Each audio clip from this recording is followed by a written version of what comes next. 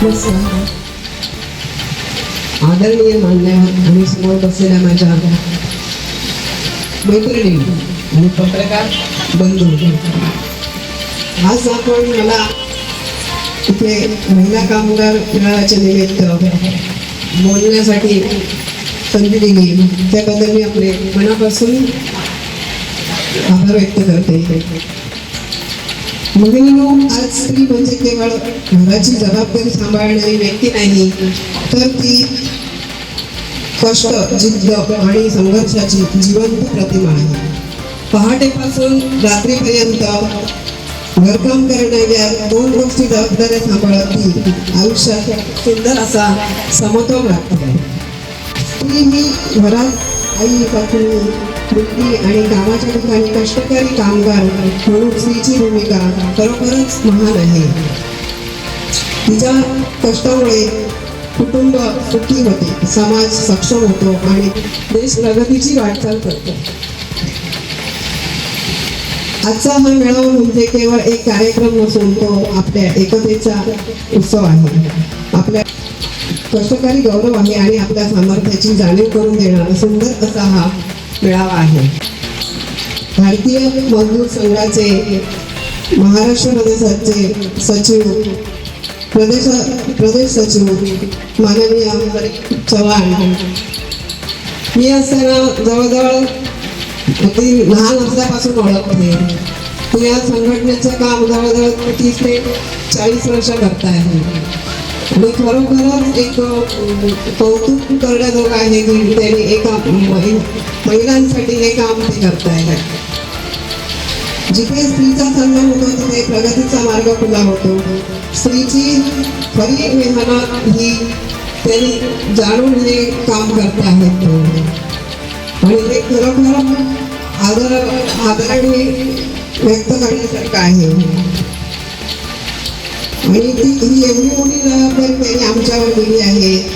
एकतरी पत्र दिलं की आपल्या मार्फत आम्हाला आमदार साहेबांपर्यंत पोहोचवायचे आहे. मी माझ्याकडून आणि माझ्या आरोग्य सभापती, आपल्या महिला बालकांचे सभापती, उपसभापती असतील आणि मालवणचे सर्व आमचे नगरसेवक यांच्या वतीने हे पूर्ण करण्याची प्रामाणिक प्रयत्न करेन.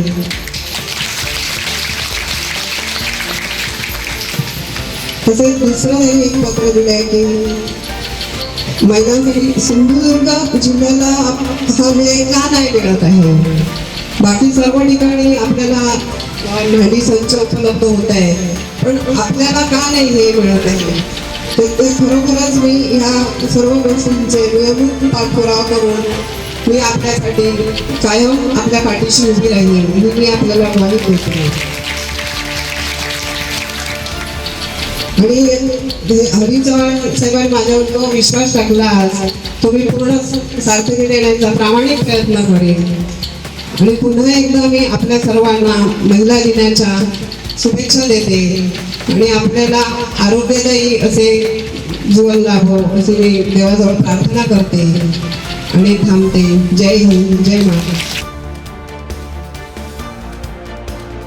आपले भारतीय मजदूर संघाचे अध्यक्ष चव्हाण साहेब आणि आमच्या नगराध्यक्षा व समस्त सर्व महिला बंधू, आज मला या कार्यक्रमामध्ये उपस्थित राहण्याची चव्हाण साहेबांनी संधी दिली त्याबद्दल मी त्यांचे आभार व्यक्त करते. आज मी सर्व महिलांना सांगू इच्छिते की महिला बाल कल्याण सभापती हे पद मला दिलं गेले नगरपालिकेने आणि आजच्या त्यांच्या महिलांसाठीच्या ज्या मागण्या आहेत, म्हणजे तुमच्यासाठीचे आरोग्य शिबिरं घेणं किंवा तुम्हाला कोणतेही व्यवसाय करण्यासाठी शिबिरं घेणं तुमच्यासाठी, तर त्यासाठी मी कायम तुमच्यासोबत आहे. मी नेहमी आता हे वर्षभर तुमच्यासाठी शिबिरं लावेल. प्रत्येक वेळेस मी तुम्हाला आमंत्रित करेन आणि त्यावेळेस तुम्ही आमंत्रित राहावे ही विनंती करेन. तुमच्या सक्षमीकरणासाठी मला जेवढं काही करता येईल ते मी पूर्ण वर्षभरामध्ये माझं योगदान देईन आणि तुम्हाला सर्व प्रकारची शिबिरे, तशी आरोग्याची जी इथे घ्यावी असतील, शिबिरं द्यावी असतील, तर ती सुद्धा मी तुमच्यासाठी लावेन आणि तुम्ही अशाच मोठ्या संख्येने त्यामध्ये उपस्थित राहावं. आज मी चव्हाण साहेबांबद्दल थोडंसं बोलेन. ती मी लहानपणापासून बघते. त्यांची खूप काही महिलांना सक्षमीकरण करण्याची खूप त्यांची जी धडपड आहे ती मी बघत आहे एवढी वर्ष. महिलांना जे बरेचसे संसार आहेत तर ते संसार चालू करण्यासाठी त्यांचा बराच मोठा वाटा आहे. त्यांनी महिलांना जी गृहोपयोगी वस्तू बरेच सेट त्यांनी दिलेत आणि अजूनही आपल्या महिलांना त्यातून मिळाव्या यासाठी ते प्रयत्नशील आहेत. आम्ही पालकमंत्री साहेब किंवा आमचे जे आमदार साहेब निलेशजी राणे साहेब आहेत तर त्यांना नक्कीच तुमच्या या दिलेल्या आमच्या पत्राचा विचार करून आम्ही त्यांच्यासमोर ही मागणी ठेवू आणि लवकरात लवकर याचा पाठपुरावा करू. एवढं सांगून मी माझे बोलू शकतो. शिवछत्रपतीला मानाचा मुजरा करते. त्याचप्रमाणे आदरणीय सावित्रीबाई फुले यांना सुद्धा आपल्या सर्वांच्या साक्षीनं मनापासून अभिवादन करते. या ठिकाणी व्यासपीठावरती स्थानापन्न झालेल्या आपल्या मालवण नगरीच्या नगराध्यक्षा आदरणीय सौमिता वराडकर मॅडम यांचं सुद्धा मी या ठिकाणी स्वागत करते. त्याचप्रमाणे आदरणीय सर्वच व्यासपीठ आणि सर्व मान्यवर, त्याचप्रमाणे इथे उपस्थित असलेले पत्रकार बंधू आणि आपण सर्व सावित्रीच्या लेखक. आज मला या ठिकाणी बोलवलं, खरोखर वेळ नव्हता, पण तरी सुद्धा एका वेगळ्या विषयावरती बोलण्यासाठी मी तुमच्यापर्यंत पोहोचले.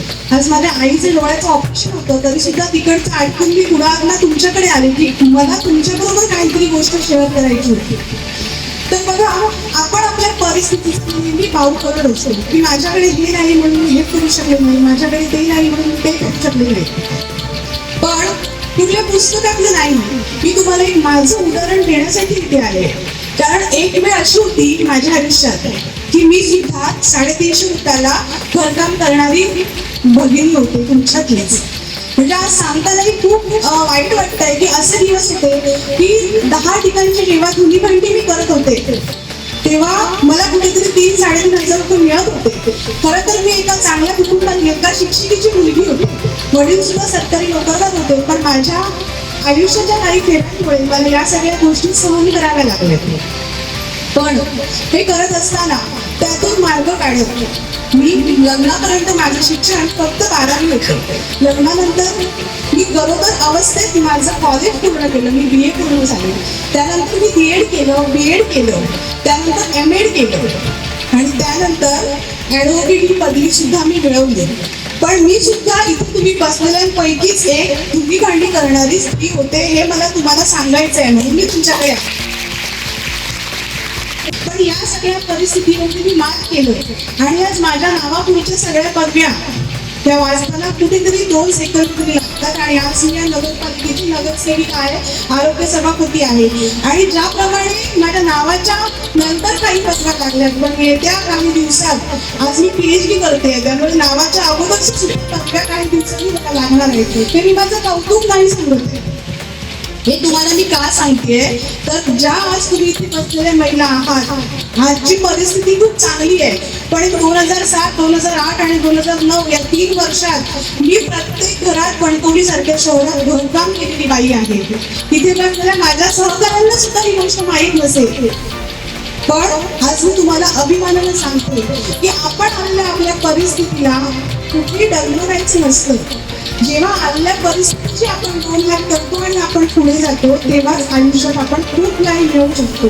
आणि हे तुम्हाला मला कुठेही पुस्तकातलं वाचन सांगत नाहीये, तर जिवंत उदाहरण तुमच्या समोर उपस्थित आहे. बघा, आज 8 मार्च हाच दिवस जागतिक महिला दिवस म्हणून का साजरा केला जातो तुम्हाला माहिती आहे का? की बाबा, जागतिक महिला दिन हा 8 मार्चलाच का साजरा केला जातो? तर एक थोडक्यात तुम्हाला मी सांगते की विदेशात जेव्हा महिला भगिनी आपल्या काम करायचं तेव्हा 13-13, 15-15, 16-16 तास त्यांच्याकडनं काम करून घेतलं जायचं. कारण एक महिला म्हणून 13 तास, 15 तास, 17 तास काम करणं हे तिला त्यावेळेला शक्य नव्हतं. आणि त्यावेळेला तुमची जर संघटना, आता तुम्ही असंघटित आहात, पण त्यावेळेला अशी एक संघटना होती आणि त्या संघटनेत क्लारा नावाची एक बाई होती आणि त्या बाईनं आंतरराष्ट्रीय कॉन्फरन्स असते त्यात हे सगळे आपले मुद्दे मांडले आणि तिने सांगितलं की आम्हाला 13-13, 15-15 तास काम करणं शक्य होत नाहीये, आम्हाला आमच्या शरीराने साथ देत नाहीये, आमची मानसिक तयारी पण नाहीये हे करताना. आणि त्यावरती कुठेतरी काहीतरी तोडगा निघावा. आणि त्यानंतर 8 मार्च दिवशी 2 वर्षांनी 8 मार्च दिवशी त्या सगळ्या विषयावरती तोडगा निघाला आणि महिलांनी फक्त 8 तास काम करावं हे त्यावेळेला ठरवलं गेलं आणि त्यापासून जागतिक महिला दिन आपण 8 तारखेला साजरा करतो. हा एक थोडक्यात इतिहास आहे. त्याच्या पाठीमागे अजून एक गोष्ट आहे, पण वेळेअभावी तुम्हाला मी सांगत नाही. पण मला तुम्हाला काय सांगायचं आहे की आज जेव्हा त्या संघटित झाल्यात महिला, आज तुम्ही असंघटित महिला आहात पण तरी सुद्धा तुमचं संघटन आहे. पण जेव्हा ती क्लॅरा नावाची बाई संघटित महिला त्यांच्या माध्यमातून कुठेतरी भांडली आणि त्यांनी आपल्या मागण्यांना यश मिळवलं. त्यामुळे आपली सर्वांची जी एकजूट आहे ही खूप महत्वाची आहे.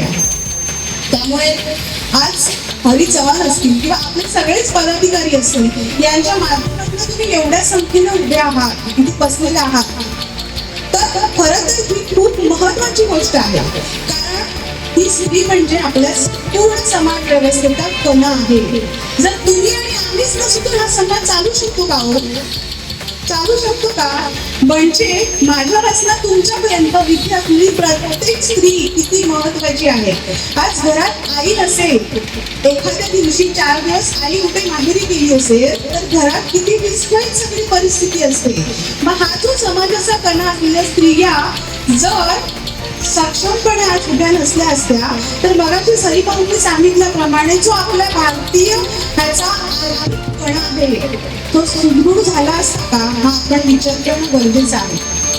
भले 1 लाखाची नोकरी करत असणारी स्त्री सुद्धा आज या भारतीय अर्थव्यवस्थेत महत्वाची आहे.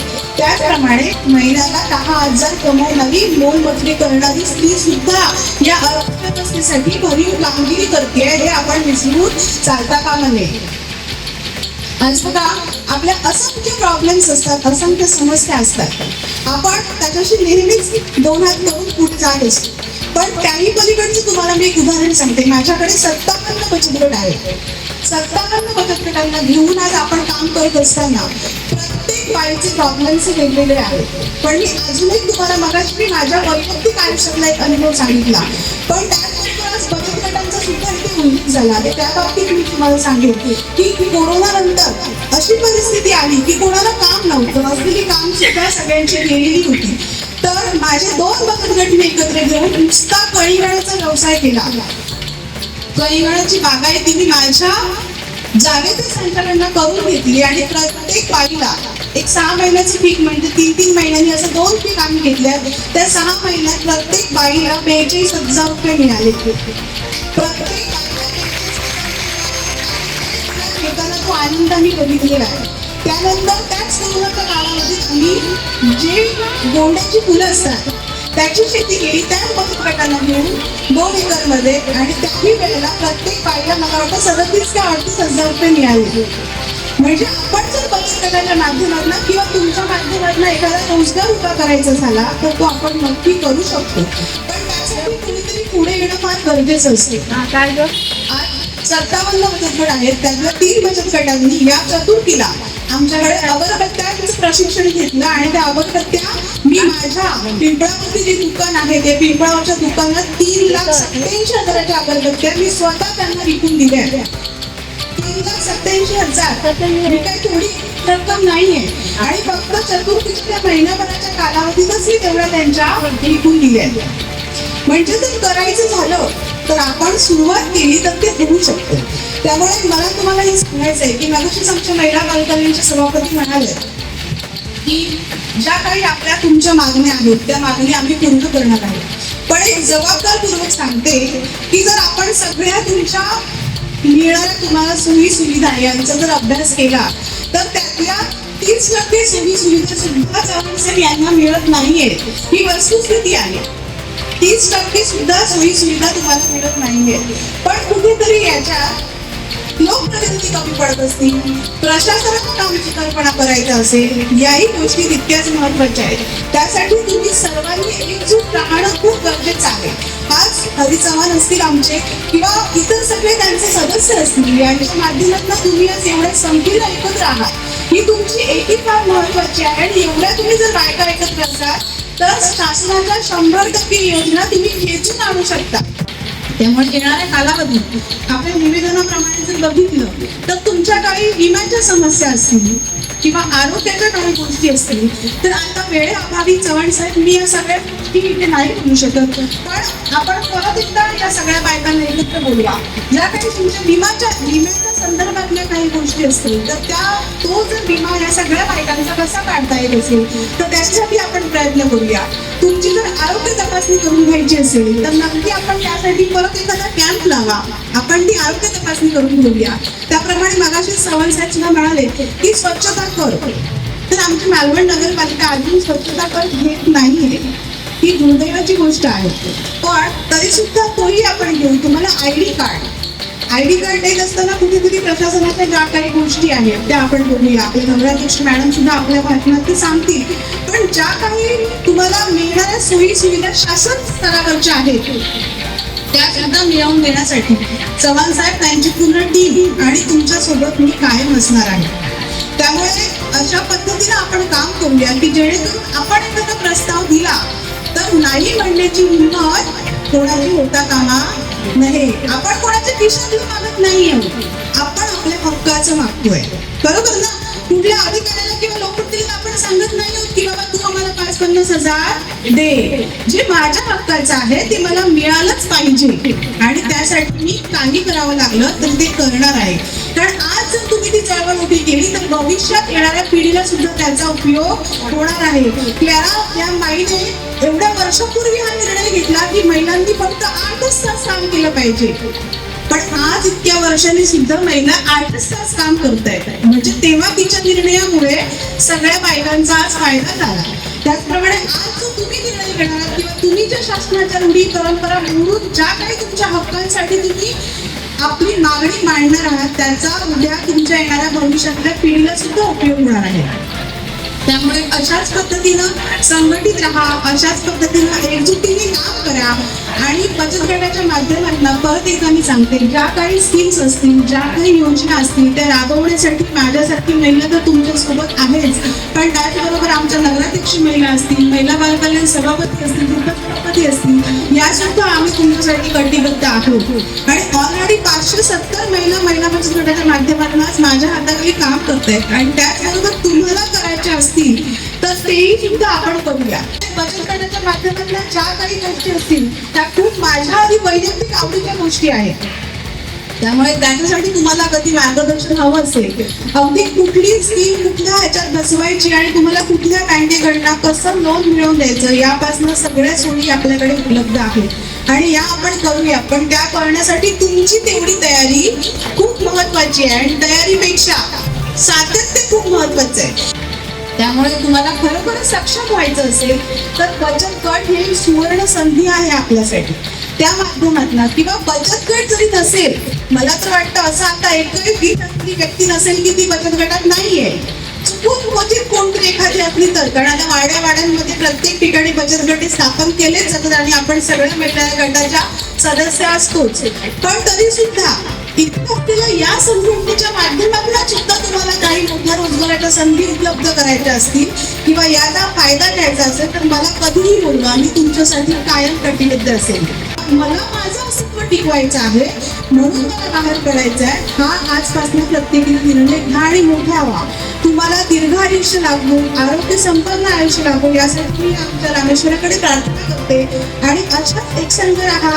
चव्हाण साहेब आणि त्यांच्या टीमला असंच नेहमी सहकार्य करा आणि ज्या ज्या वेळेला तुम्हाला सहकार्य लागेल त्या वेळेला आम्हाला हाक मारा. एक ॲडव्होकेट म्हणून तुम्हाला सांगते की तुमच्यासाठी असलेले नियम, सामाजिक स्थितीमध्ये तुम्ही वावरत असताना तुम्हाला मिळणारं जे काही सरकारचं संरक्षण आहे, मगाशी साहेब म्हणाले की सामाजिक स्थितीत आपण वावरत असताना आपल्याला मिळणारं संरक्षण खूप महत्वाचं आहे. ते सगळे तुमचे जे काही कायदे आहेत, जे काही नियम आहेत याच्यासाठी कधी परत मला बोलवा. हे तुम्हाला समजणं खूप गरजेचं आहे. कारण कधी कधी काय होतं, बाजारात भाजी विकणाऱ्या बाईची सुद्धा कळ करून दुसरा कोणतरी जातो आणि तिथे आपला पाणी कोणी नसतो. पण त्याच्यासाठी सुद्धा कायदे आहेत, ज्या काही नियम अटी कायदे आहेत या सुद्धा सविस्तरपणे आपण परत एकदा कधीतरी आम्हाला बोलवा, आपण त्याच्यावरती चर्चा करू. पुन्हा एकदा आपल्या सर्वांना मी जागतिक महिला दिनाच्या खूप साऱ्या शुभेच्छा देते. आपण जो आमचा कौतुक सोहळा केला त्यासाठी भरभरून तुम्हाला मी अगदी आशीर्वाद आमच्याकडनं देते की तुम्हालाही चांगलं दीर्घायुष्य लाभो आणि परत एकदा रामेश्वरासह मी तुमच्यासाठी प्रार्थना करते आणि इथेच थांबते. जय हिंद, जय महाराष्ट्र.